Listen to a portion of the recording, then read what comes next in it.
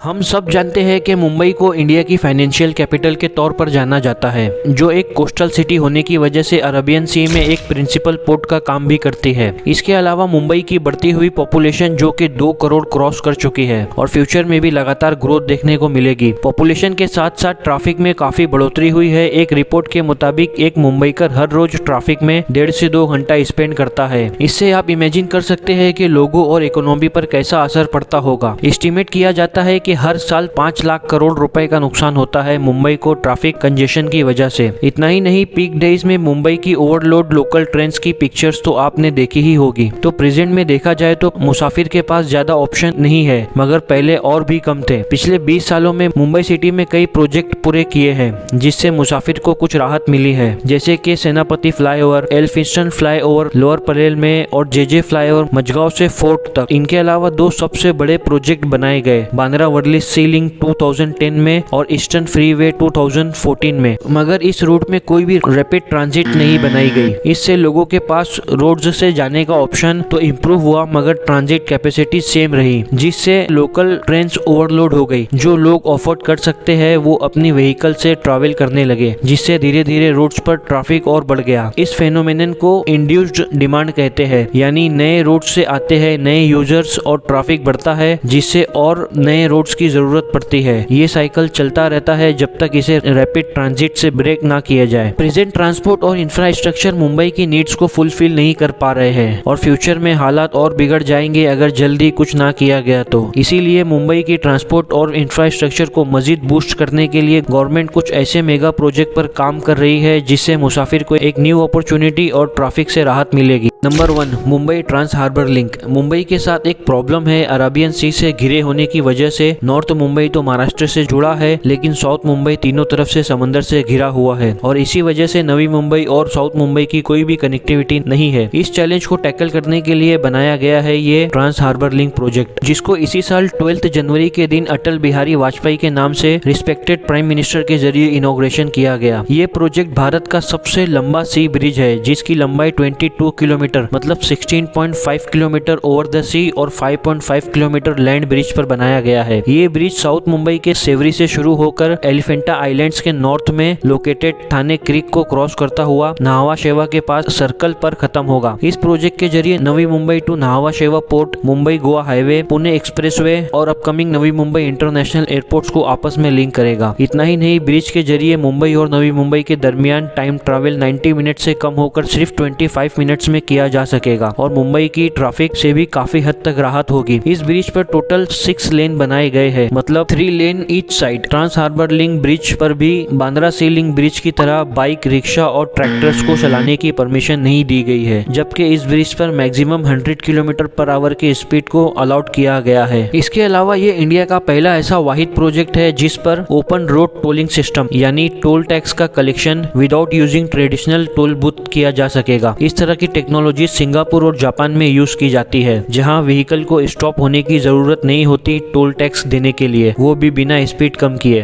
हमने इस ब्रिज के टोल रेट की डिटेल्स को स्क्रीन पर शो किया है आप लोगों की नॉलेज के लिए। और अगर इस प्रोजेक्ट के कंस्ट्रक्शन के बारे में बात करें तो इस ब्रिज को L&T, टाटा और कोरियन कंपनी डायोड ने मिलकर बनाया है, जिसके लिए तकरीबन 1,70,000 टन स्टील बार का इस्तेमाल किया गया, जबकि इस प्रोजेक्ट का टोटल कंस्ट्रक्शन कॉस्ट तकरीबन 18,000 करोड़ रुपए का है। Number 2, Mumbai coastal road project. 30 kilometre का कोस्टल रोड प्रोजेक्ट 2012 में प्लान और स्टडी किया गया। इसको बनाने के लिए सेंट्रल गवर्नमेंट ने लैंड एडेप्शन को अप्रूव नहीं किया था, इन्वायरमेंटल इशू और रेगुलर फ्लडिंग की वजह से, लेकिन 2015 में फाइनली अप्रूवल दे दिया गया और इस पर काम शुरू हो गया। इसमें 75 किलोमीटर लंबी सी वॉल बनाने का प्लान ऐड किया गया, क्लाइमेट चेंज से बढ़ते सी लेवल से बचने के लिए। मुंबई कोस्टल रोड प्रोजेक्ट को 2 फेज में बनाया जा रहा है, साउथ और नॉर्थ। साउथ फेज है 9.98 किलोमीटर लंबा मरीन लाइन से वर्ली तक और नॉर्थ फेज है 19.22 किलोमीटर लंबा कांदिवली से बांद्रा तक। इनके बीच में 5.6 किलोमीटर लंबा बांद्रा वर्ली सी लिंक भी आता है। दोनों फेजेस को मिलाकर कोस्टल रोड की टोटल लेंथ 29.2 किलोमीटर हो जाएगी। 8 लेन्स के साथ इसके लिए 415 एकड़ का एरिया रिक्लेम्ड किया गया है, जिसमें एक्सप्रेसवे के अलावा प्रोमिनेड, ग्रीन स्पेस और साइकिल ट्रैक्स भी बनाए जाएंगे। 2 लेन्स में बस रैपिड ट्रांजिट और बस स्टॉप्स भी प्लान किए गए हैं, जिनको पेडिस्टेरियन अंडरपासवे से जोड़ा जाएगा। दोनों फेसेस में से एक फेज यानी साउथ को इसी साल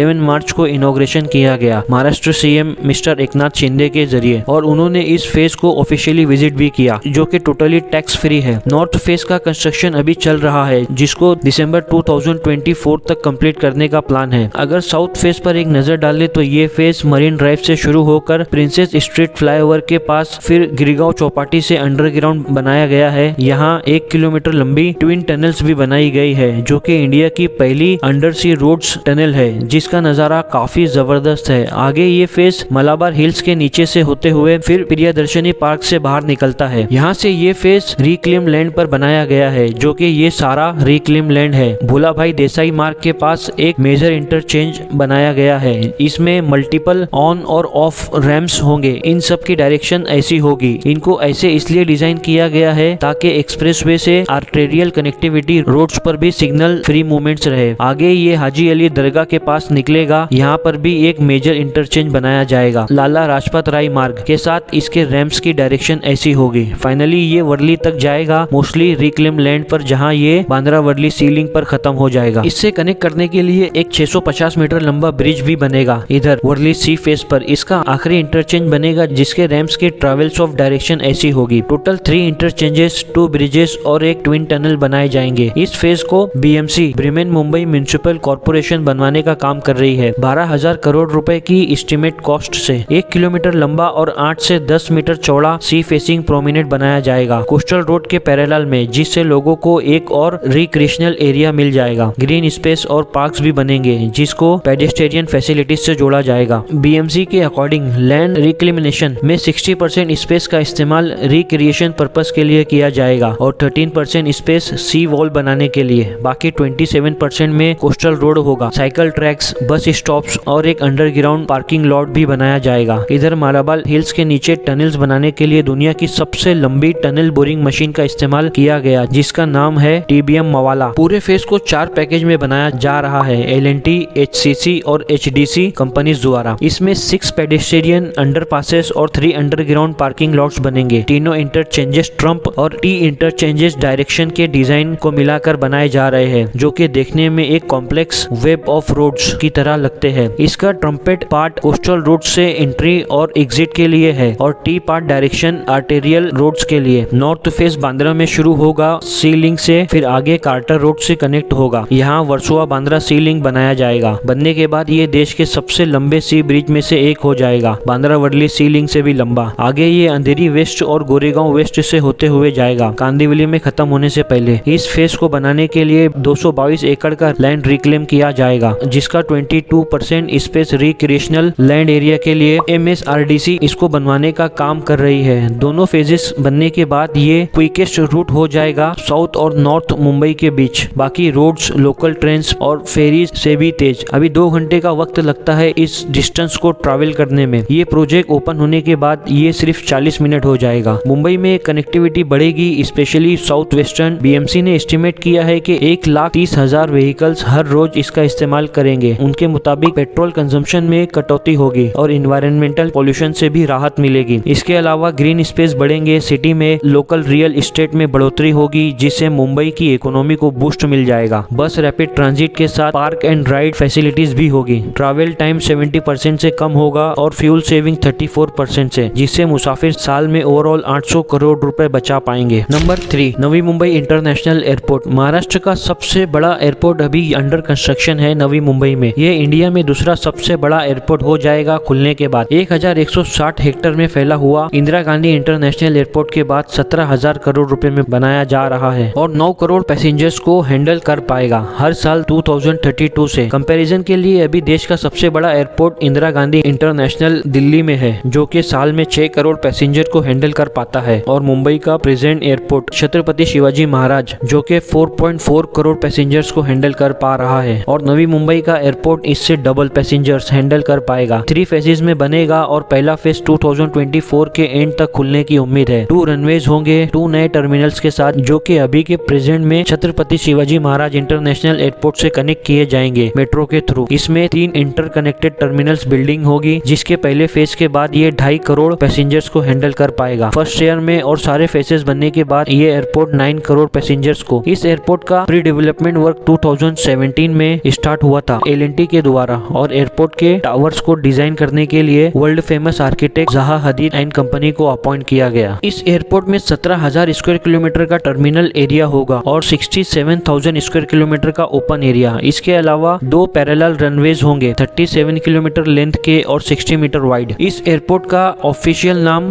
DB पाटिल इंटरनेशनल एयरपोर्ट रखा गया है, जो कि एक फॉर्मर मेंबर ऑफ पार्लियामेंट और president and worker party of India के दिनकर B पाटिल के ऊपर रखा गया है। Number 4, Mumbai Ahmedabad bullet train corridor. India की पहली हाई स्पीड रेलवे लाइन बनाई जा रही है मुंबई से अहमदाबाद के बीच में। 508 किलोमीटर लंबी होगी, जिसमें ऐसी bullet train 320 kilometre per hour की स्पीड से दौड़ेगी। सिर्फ 2.5 घंटे में सफर पूरा हो सकेगा, जिसमें अभी 6 से 7 घंटे जाते हैं। 1,80,000 करोड़ रुपए लगेंगे इस प्रोजेक्ट को बनाने में और 2027 तक खुलने की उम्मीद है। 12 स्टेशन बनाए जाएंगे टोटल, जिसमें महाराष्ट्र के 4 स्टेशन होंगे, मुंबई का BKC, थाने, विरार और बोईसर। इस प्रोजेक्ट को जापान इंटरनेशनल कॉर्पोरेशन एजेंसी की तरफ से मेजॉरिटी ऑफ फंडिंग प्राप्त हुई है और जापान की शिनकेनसन हाई स्पीड टेक्नोलॉजी भी इस प्रोजेक्ट में इस्तेमाल की जाएगी। ये वही जापानीज कंपनी है जिसने दुनिया में सबसे पहले 1960 में हाई स्पीड बुलेट ट्रेन को लॉन्च किया था। इंडिया के इस पहले बुलेट ट्रेन प्रोजेक्ट को national high speed rail corporation limited NHSRCL द्वारा इम्प्लीमेंट किया जा रहा है। इस प्रोजेक्ट पर काम 2017 में स्टार्ट हो चुका था और अभी तक लगभग 290 किलोमीटर से भी ज्यादा का काम हो चुका है। 8 नदियों के ऊपर पुल बन चुके हैं और 7 स्टेशन पर भी काम चल रहा है। मुंबई के ये मेगा प्रोजेक्ट के अलावा और भी कई ऐसे प्रोजेक्ट है जो अभी अंडर कंस्ट्रक्शन है और इन सब की बिना पर हम ये कह सकते हैं कि आने वाले कुछ सालों में मुंबई की इकोनॉमी काफी इंक्रीज होगी और बहुत सारी न्यू अपॉर्चुनिटीज भी ओपन होगी।